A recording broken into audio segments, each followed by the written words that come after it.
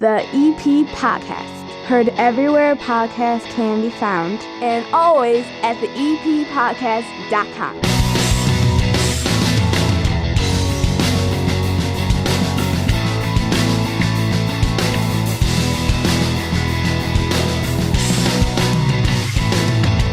A jam-packed 30 minutes of good that is the EP Podcast for you this week, folks. We've got Chicago Stockyard Kilty Band in the house. They've got the bagpipes. They're celebrating 100 years of existence, and several members are from Evergreen Park. They're down here. They're ready to play and visit with us. We're going to do one of my favorite segments to do, and that is Meet the Neighbors. When we go out, we meet a brand new business right here in Evergreen Park. After a conversation on this show over the past couple of weeks, I got a really interesting email. It leads to a surprise guest just for Hannah this week. So much ahead on the show, it's all brought to you by the First National Bank of Evergreen Park. They know that when you're working towards a financial goal, every little bit counts. That's why when you open up a Total Access checking account, you get free ATMs nationwide and a $300 bonus. Cash in your account. Boom. And you get great mobile and online banking tools. You will have easy access to your money, plus a little extra from the First National Bank of Evergreen Park. Open up an account online today. BankEvergreenPark.com/Total Access. $100 required to open. Requirements to qualify.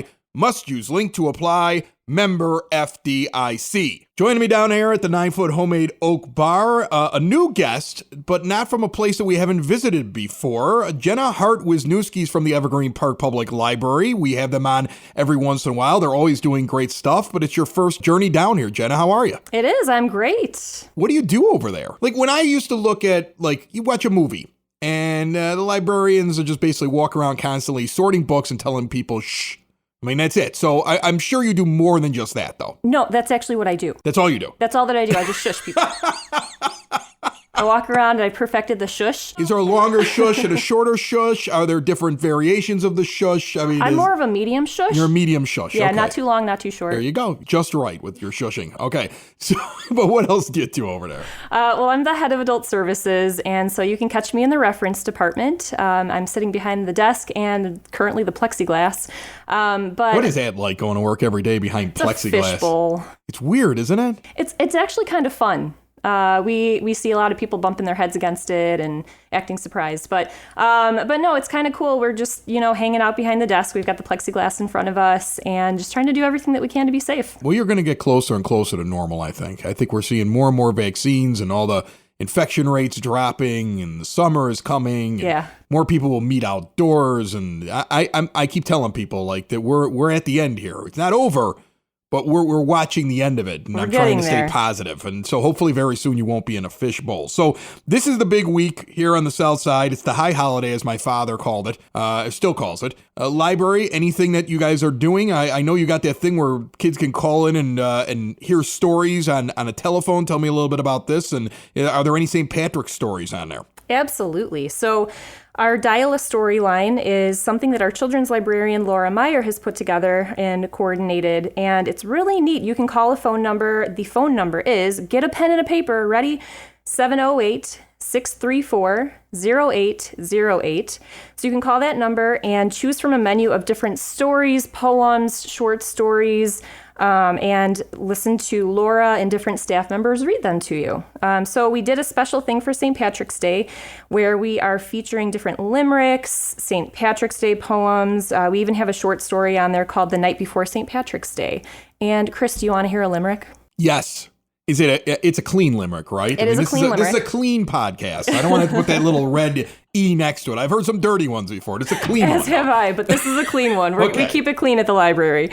Okay, are you ready? I'm ready. There once was a mid-March day where people would gather and say, St. Patrick's Day here, let's wear green and give cheer, and they'd party the evening away. That's a good limerick. So you guys also have this thing, it's a bike that you're riding around. What is this thing called again? It's called the Trichedelic Rider, and I guess it can kind of go along with our St. Pat's Day theme because it's green. It is. I've seen a picture of it. The Trichedelic Rider. Now, are you going to be riding this bike? I am. Okay, so you're going to be one of the riders because Nikki Seidel was down here, and I was like, are you riding? And she laughed at me like I was an idiot. And I guess I am for asking her that question. I mean, the boss doesn't ride the bike.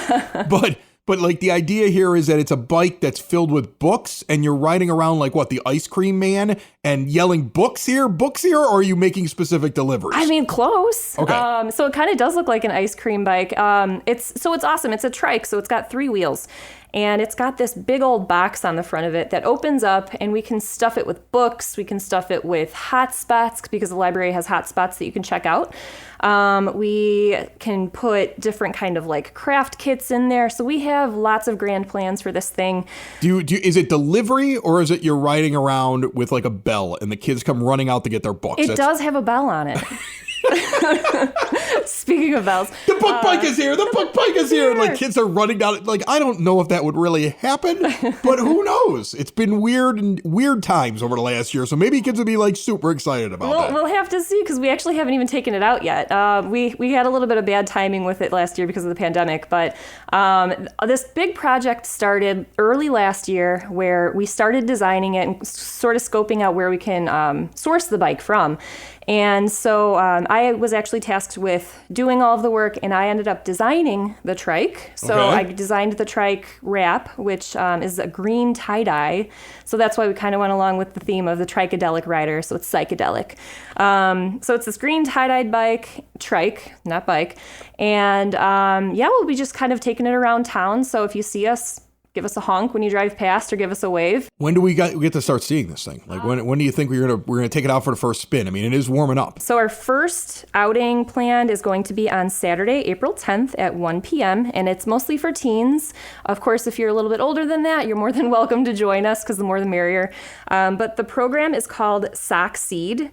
And so we'll be meeting at 50 Acre Park on April 10th at 1 p.m. where our teen librarian, Mary, will be there with different kind of sock seed kits. So you'll get a giant tube sock that you can put over your shoe and kind of walk around 50 Acre Park picking up seeds and different kinds of things from the soil. And then we'll all meet together, examine the flora and fauna that you pick up on your sock, and then you'll get to check out different plant science books, and she'll just kind of talk about plant science. Very cool. Yeah. Jenna Hart-Wisniewski from the Evergreen Park Library. She told me when she sat down, she always gets nervous when she has to sit in front of a microphone, and she killed it. Excellent job. Thanks, Jenna. Thanks, Chris. See you at the library.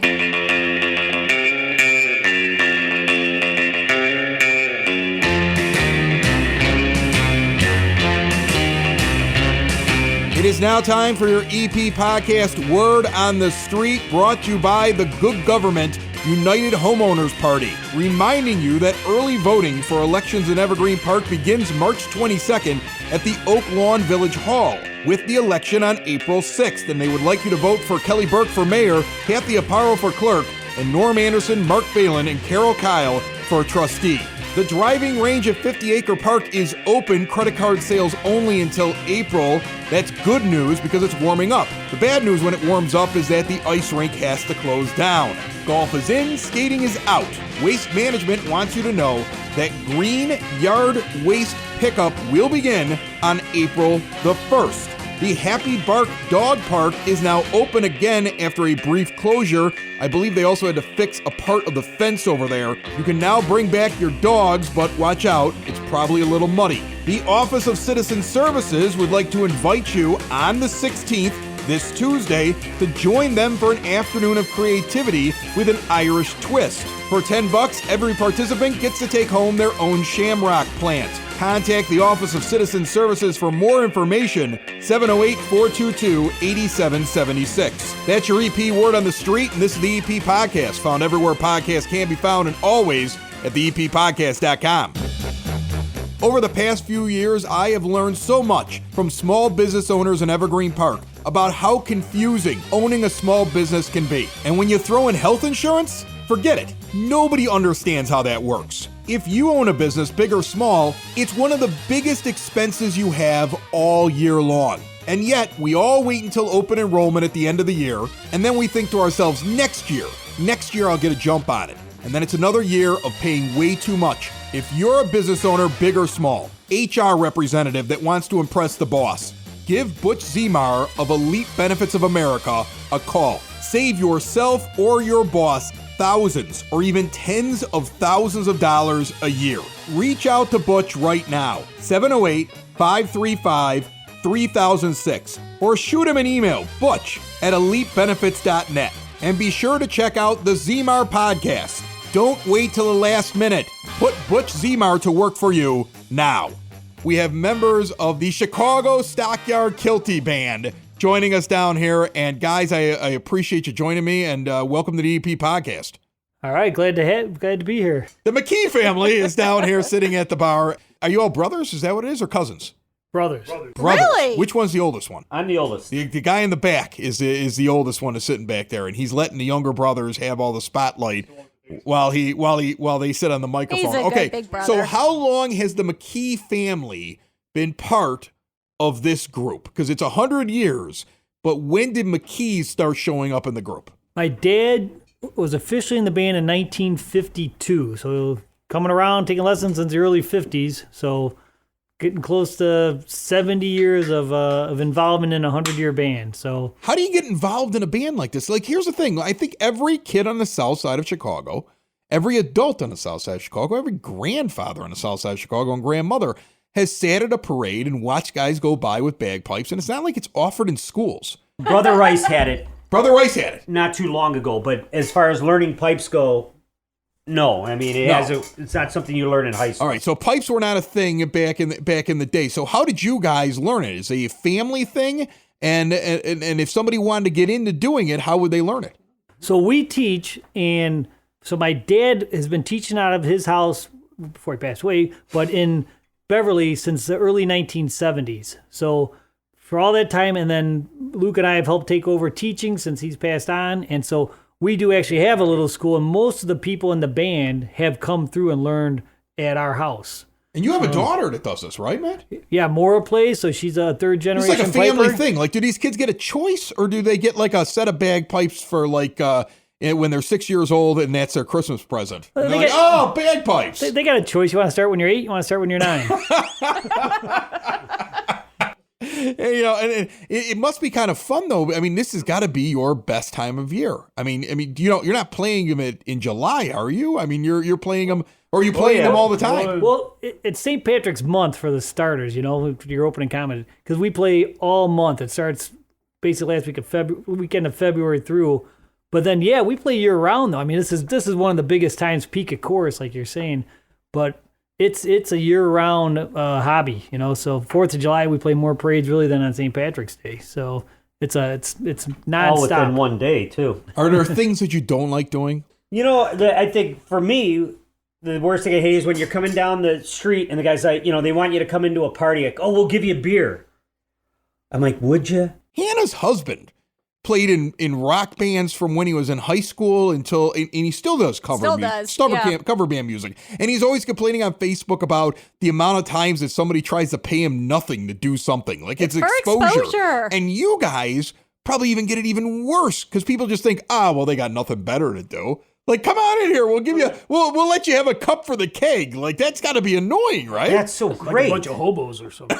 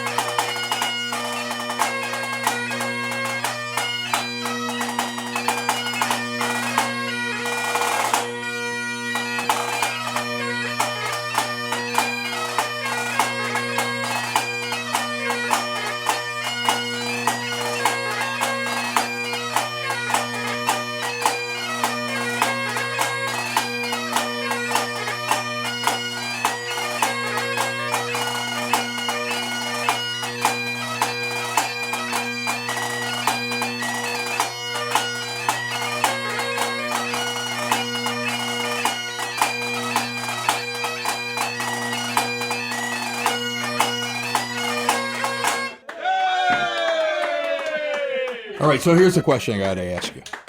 I don't know if it works, let's say, any other month of the year. But when you were younger, you all look like you're a little bit older. You're closer to my age. You're likely married or possibly married and divorced or who knows? I don't know what your social situation is. I don't want to ask. But I all know we're sitting around in like our middle-aged years. And when we were younger, we were cooler. Do chicks dig the pipes? Like, has there been a moment where you've been like, I could never have talked to that girl if it wasn't St. Patrick's Day, I wasn't wearing this kilt, and I didn't have these pipes? Yes. They're all nodding. Yes. Like they didn't want to say it, but they like all three brothers like, yep. I've had a pretty good day on the Southside Irish Parade before in my life. Back in my day, Well, my these wife pipes was the did only well one for I me. cared about. Or let's put it this way. That's probably the only time they talk to us is when we're in our kilts. And, Is that right? oh. Anything exciting for your 100th anniversary? Did it get stifled because of what's going on? Are you going to wait till 101? Like maybe make a t-shirt like 100 years plus one? Like for next year? Like what's the plan right now for you guys? Well, right now, we're still hoping to go with our 100th anniversary party. We've had, ever since the band was formed, we've had a band dance. It's to celebrate the band. It's a fundraiser. We just call it the band dance. It's based since 1921. So, I mean, we have gone literally, even during the plague last year, 99 years, we have every intention of hitting the 100th with another party, another band dance at Bourbon Street, November 20th. We're hoping to put on a hell of a show like we normally do and have some guest bands and stuff like that. Possibly even the Marine Corps band is a possibility. That's awesome. Imagine one day, out of nowhere, you need your car towed. Who are you going to call? You have no idea. Right, because none of us think about that until it actually happens. So I'm going to give you a name, Grinderz Towing and Recovery. Located in Evergreen Park, Illinois, they will tow your vehicle, locally or at a long distance, at a very affordable price. What happens when your car needs a jump start? Grinderz Towing and Recovery. What happens when you're locked out of your car?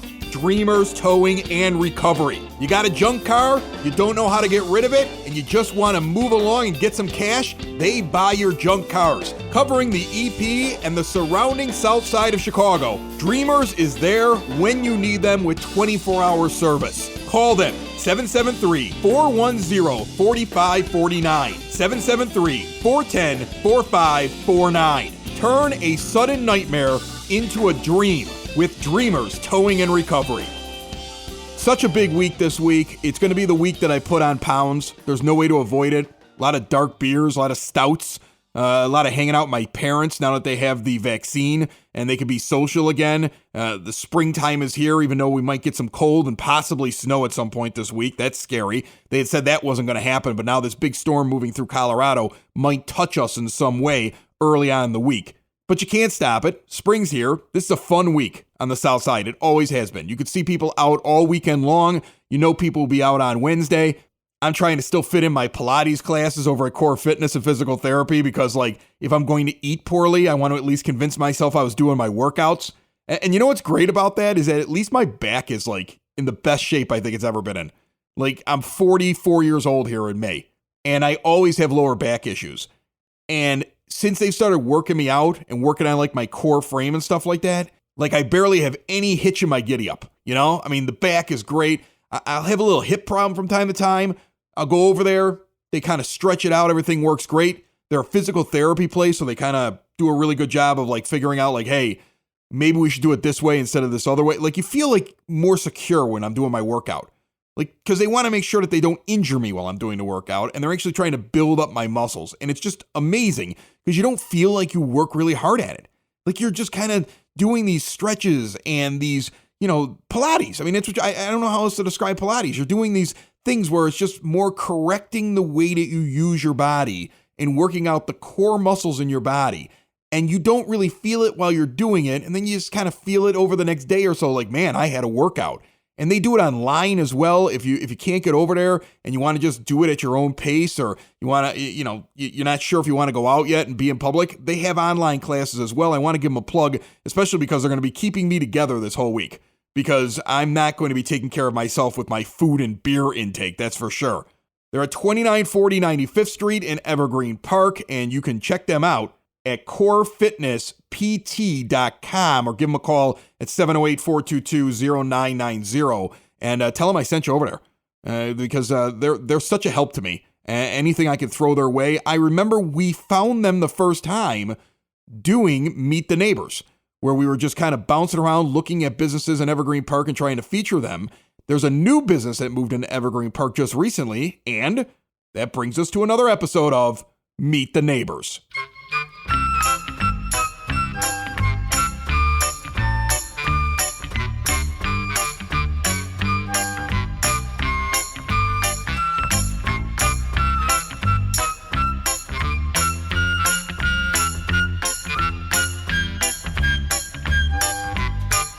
Recently moving into Evergreen Park, right around 100, actually I think the address is exactly 10200 on Kedzie Avenue, is now Grinderz Training Academy. It's Grinderz with a Z. And I'm sitting here right now with Dave and Matt, the owners. And guys, I appreciate you sitting down with me for a second. Thanks very much for coming by. So tell me a little bit about this place. Now, I had a daughter that played for a long time for the Evergreen Park Girls Softball League, and her name's on one of those plaques up there. Yeah. She won, I think, the 11-year-old or 12-year-old or something like state championship. So she was into it. But when it came time for me to look for something for her to do in the off season and train, I was at Bull Sox Academy. So it looks like to me you guys have kind of sat there and said we could do that, and we could probably do that a lot better and a lot more personal. Is that the best way to kind of sum up what you're doing here? I think that's a good example of it. I think we do it on a little less budget, but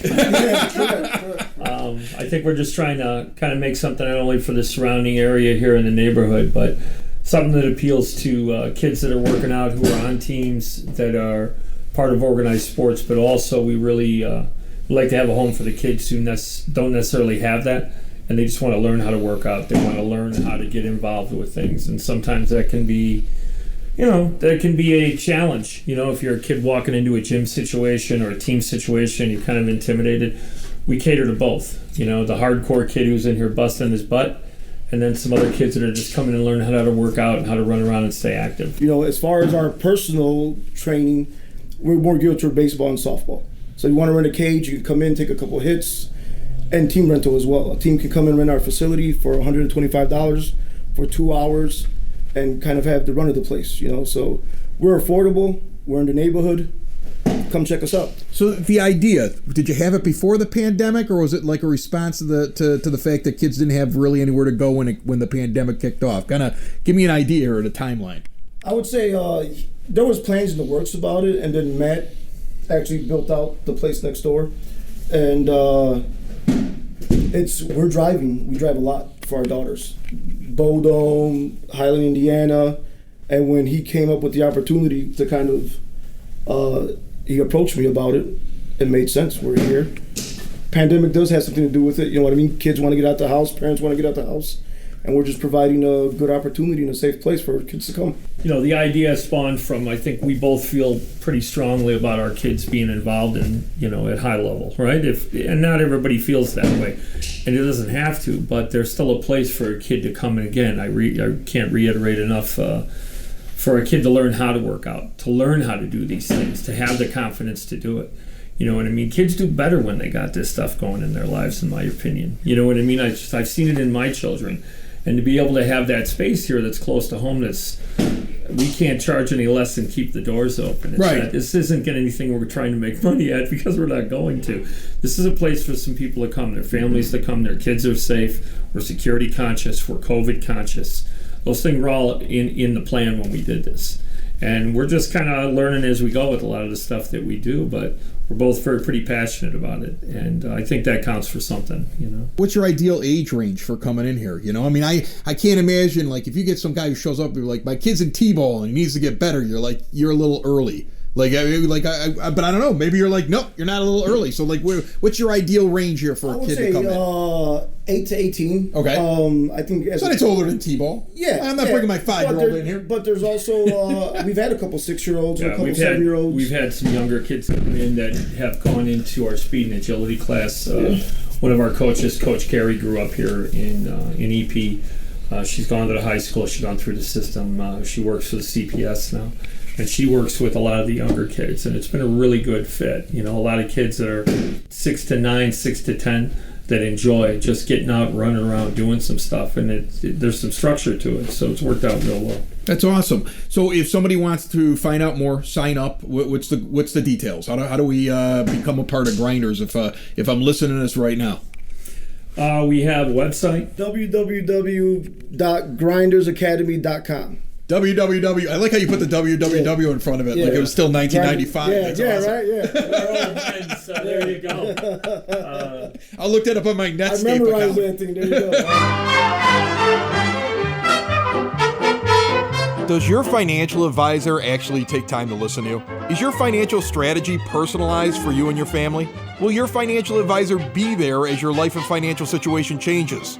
Why worry about those things when Tom Walsh is nearby? He's your local Edward Jones financial advisor. He works with you, focusing on what's important to you. He uses an established process to create personalized financial strategy, and he partners with you to help your strategy stay on track. Listen, families in South Chicagoland have been benefiting from Tom's get-to-know-you approach and do-the-right-thing values for over 18 years.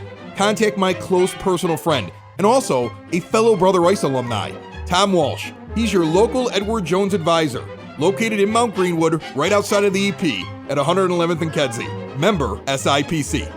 A couple weeks ago, Hannah was sitting down here at the 9-Foot Homemade Oak Bar, and she brought up, and this is before all the craziness with the election, back in simpler times, Hannah. Simpler times. Okay, and you brought up this idea of an animal sanctuary that saves cows before those cows are going to be made into delicious meat for me to put in my belly, and saving pigs and everything else like that. And I thought this was ludicrous. And you can go back, you can find this episode, and I said it's ludicrous. And we got an email shortly thereafter, and I'm going to read just a part of it here. Lisa wrote us, and she wrote, "Hi, Chris and Hannah. I heard how excited Hannah was about the animal sanctuary on the podcast, and I wanted to reach out because I am a vice chair on a board of directors for Aaron's Farm, an animal sanctuary in Hobart, Indiana. And she has been living in Evergreen Park for the past 10 years. They rescue cows, they rescue pigs, bunnies, they rescue animals that are not dogs and cats. I am amazed by this. Look, bunnies make sense to me. Cows, I'm not so sure, so that's why I have her on the line with us right now. We have Lisa Rank joining us on the phone line. Hi, Lisa, how are you? Hi, Chris. Hi, Hannah. I'm great. How are you guys? I'm very happy to have you. That means I'm right. Here. Thanks. Yeah, I know. She's so excited right now. She's beaming because there's proof that this actually exists. So I want you to tell me about this. You're an Evergreen Park resident, and that's why I thought this is perfect, because you were listening to the EP podcast, and it turns out you are part of a farm like this. So explain to me why if the animal's about to go turn into delicious hamburger, why is the animal then get to, like, it feels to me like it's cheating. Like, if the cow finds a way to break his leg, he doesn't become hamburger. He gets to go live on your farm. Do you feel that these cows are the schemer cows that find a way to get out of the line? These ones are definitely the lucky cows. This is definitely, most cows don't get the fate of spending out their whole life surrounded by people who love them and will take care of all of their needs like we do cats and dogs. And if you guys are absolutely welcome to come out to the farm and see for yourself. Yes. They have personalities. They have wonderful stories, and they have friendships. And they sometimes get in fights with their friends. And they, like with the pig, sometimes the big pig will, someone will steal her seat, and then they squabble like my kids do when they steal their seat. Like, you see their personalities, you see their relationships, and that's why for us it matters. Here's the thing. I know Hannah's excited about this because she used to raise cows, right? Or didn't you, Yes. You hung out on a farm with cows? It was like a family farm? We lived on a farm, yeah. You lived on a farm? Yes. Down in the bayou. How many cows did you have, Hannah? Between 40 and 50 at one point. How many cows do you have on Aaron's farm, Lisa? Probably about 7, and our most famous cow is Lucy the cow. Lucky Lucy, she survived breast cancer, and most of the time when she's a Holstein, and when she came to us because she could not breed, and so the dairy farms didn't want her, and so she lived at the farm and she developed breast cancer, and they just removed part of her udder. And there were so many studies done from that because all the vet schools wanted a piece of the tumor to study it, because most of the time, if it's like, oh yeah, this one can't breathe, has cancer, it's onto the slaughter truck. So she's going to be, it's coming up, I think, 5 years breast cancer free. And she has an incredible story. It was through her friendship with Pat Kelly, a different steer that she was friends with. And she would follow him around. She stopped eating, and we thought that was the end for her. And then she would follow him around, and he would go graze. And then little by little, she would take little bites, and that's how she got her rumen going again. I'm sure Hannah knows if their rumen stops working, that's like their gut, the flora in their gut. If that dies, then the cow doesn't have a chance. And so they always have to be constantly eating and pooping. That's what you need to see with your cows. So let me ask you about the fact that you're harboring fugitives, because I'm reading in your email, this jumped out at me, the fact that you have 2 large pigs that actually jumped off of a slaughter truck on the highway while it was in motion in an attempt to escape. And they ended up getting to live a life of luxury on Aaron's farm. Yes. That's Elda and Econ. And Elda jumped off on the highway. So if you see those, the trucks, and then they have the little kind of circles or like the little ovals in them. Right. And you can see the baby pigs. So they're on their way to a fattening farm. So they're born at one farm, then they're on their way to the fattening farm. And sometimes they're small enough where they can fit through those. And then a lot of times they just die on the side of the road. That's not what I want. I don't want that. All joking aside, I don't want the pig dying on the side of the road. That's terrible. Yeah, no. So this one, and one of them, a police, I can't remember if it was one of the pigs, but police have dropped off animals for us and said like, hey, can you help us get this? And then give them, and say like, can you take this animal? So yeah, so they're lucky, and they've hanging out at the farm. And Elda's huge. She's about 900 pounds now, and she's coming up, I think, on her 4th birthday. This sanctuary is located over in Hobart, Indiana, and I'm sure plenty of people would like to look at it. We do have 50-acre park here. Can people go out to the farm and check out what you guys have to offer? Yes. So we do tours.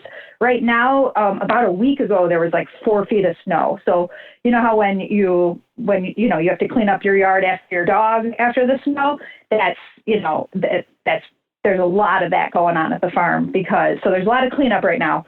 And it's mud season. So we're going to do tours as soon as we possibly can. Tours are about 20 people max. And then it's all outside. It's a 33-acre farm. So we social distance, masks are encouraged. And then if somebody wants to do like a private tour with like 4 people or less, or, if you want to coordinate with one other family, there's private tours available too.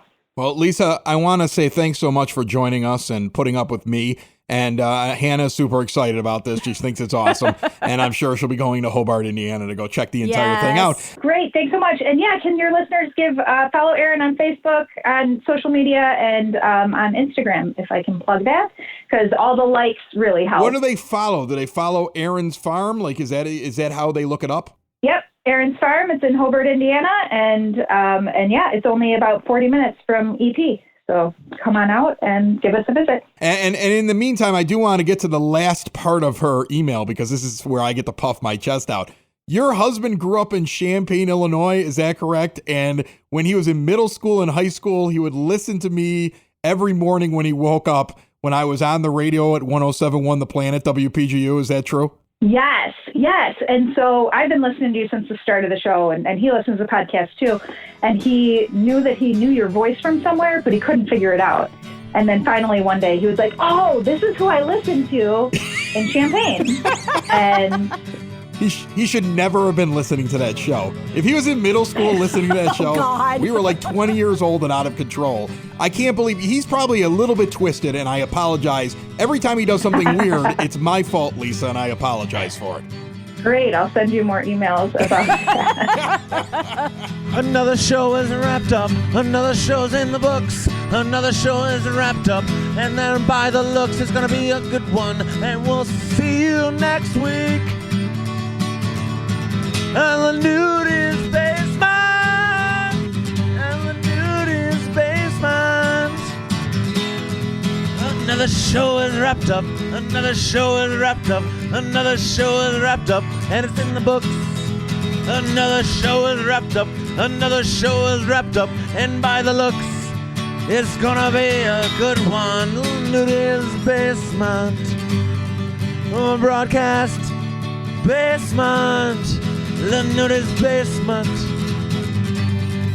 The Broad Basement. Slancha. The EP Podcast. Heard everywhere podcasts can be found, and always at the eppodcast.com.